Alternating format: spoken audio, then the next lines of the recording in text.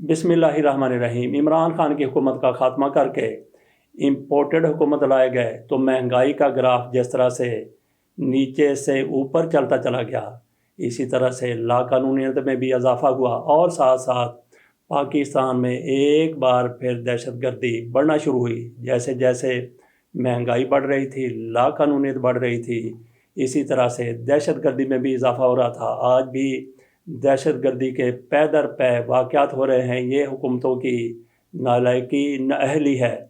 लेकिन आदर राजा जो पाकिस्तान से बाहर जा चुके हैं, बावजूद उन्होंने पाकिस्तान छोड़ दिया था, बाहर बैठ कर वो वीलाग करते हैं, कमाल की खबरें देते हैं। पाक फ़ौज के अंदर के मामलात को भी वो बाहर ले आते हैं। पाक फ़ौज के कल्चर के कई पहलू जो हम जैसे लोगों से मख्फी थे, वैसे तो पाक फ़ौज के बहुत से मामलात हैं जो अवाम के बिल्कुल सामने हैं, लेकिन कुछ मख्फी पहलू वो भी आदर राजा साहब लोगों के सामने लाते रहते हैं। आज उनकी तरफ से एक तजब-खेज बात की गई है। उन्होंने ट्वीट किया है। ट्वीट में वो क्या कहते हैं? पाक फौज के अफसरान का कहना है कि वजीरिस्तान में जनरल खुद अपने जवानों और अफसरों को ISI और MI के टाउट्स के जरिए कत्ल करवाकर दहशतगर्दी के नाम पर अपनी दुकानें चला रहे हैं। इस शैतानी काम को जनरल स्ट्रेटेजिक कंपल्शन का नाम देते हैं और अपने तोतों को भी यही पढ़ाते हैं, मगरब को डराने और अपने मुल्क पर हुक्मरानी का।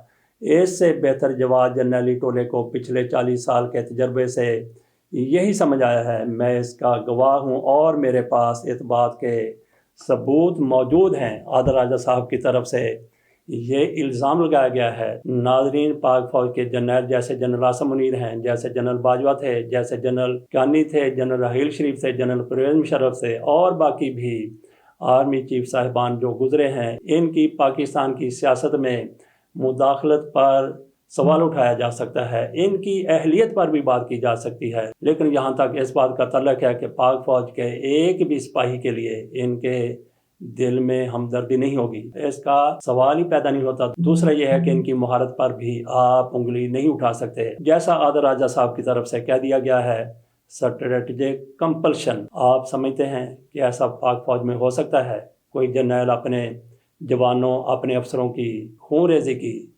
महज चंद मुफादात के लिए हुक्म दे सकता है? सवाल ही पैदा नहीं होता। और दूसरा यह है कि आदर राजा साहब सबूत भी अपने पास होने का दावा कर रहे हैं। जब ऐसे सबूत ये सामने लेके आएंगे, वो सच्चे होंगे या झूठे होंगे, बेबुनियाद होंगे या महज प्रोपेगेंडा होगा, लेकिन दुनिया के सामने तो बात आ जाएगी और फिर पाकिस्तान के हवाले से, पाकिस्तानी फौज के हवाले से, पाकिस्तानी जर्नलों के हवाले से लोगों का क्या ख्याल होगा, क्या तस्वर होगा? आदर राजा साहब की कई बातों से इत्तेफाक किया जा सकता है, लेकिन हर बात से इत्तेफाक नहीं किया जा सकता। जैसे ये कहा गया है, ये पाक फौज की फौजी सरबराहों की सरासर तज़हीक है, तज़लील है, उनको बदनाम करने की एक कोशिश बल्कि एक साजिश है। इस साजिश के पीछे कौन है, ये आदर राजा साहब खुद बता सकते हैं या फिर इनको खुद ही पाक फौज के आज के जर्नलों से इतनी ज़्यादा तकलीफ पहुंची है कि इन्होंने इस किस्म की बात कर दी है। हो सकता है कि पाक फौज की तरफ से इनके साथ कोई ज़्यादा ही कर दिया गया हो। इसका मतलब ये हरगिज़ नहीं हो सकता कि आदर राजा साहब पाक फौज को इस तरह से बदनाम करते फिरें। हम आखिर में यही इनको मशवरा देंगे कि आदर राजा साहब कोई शर्म करें, कोई हया करें, पाक फौज को इतना ज़्यादा बदनाम करने की कोशिश ना करें। ये बिल्कुल ऐसे ही जैसे कोई शख्स आसमान की तरफ थूकता है। इसी पर हम अपनी बात ख़त्म करते हैं। इजाज़त दीजिए।